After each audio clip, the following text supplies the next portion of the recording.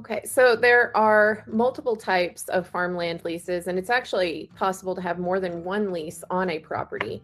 Um, Predominantly, when we're talking about row crop agriculture, we're going to have either a cash rent or a crop share, which is generally 2/3 paid by the tenant, 1/3 paid by the landlord. Over the last several years, we're seeing the crop share leases kind of fall to the side. You really have to have an active farming knowledge to have an understanding of what you're doing in a crop share. There are some more complicated aspects that are involved in a crop share. You're going to want to know what the crop insurance looks like. You're going to want to know what seed costs are like. You're going to want to know what chemical costs are like, application methods used, because you're essentially, as a landowner, going to be footing a bill for 1/3 of that. As the world changes and people lose that hands-on farming knowledge, we're seeing the cash lease become far more popular. And in addition to having either a crop share or a cash lease, there is the opportunity in Eastern Colorado specifically to also have wind lease easement. It's actually an easement. We call it a wind lease, but it's actually an easement. You can have a wind lease on a property. There's a gas line that runs through Eastern Colorado, so you may have a gas line easement, or you may have gas line storage. And all of these things can kind of be stacked with that farming lease.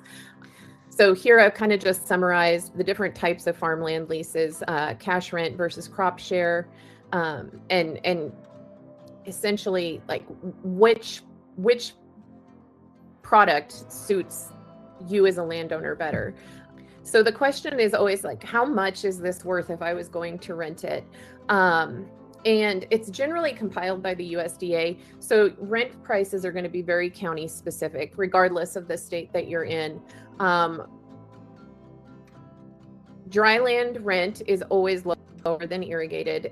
With irrigated ground, you have that guarantee that you have a certain amount of water for the year. So you can kind of project to an extent that you're going to have a better crop.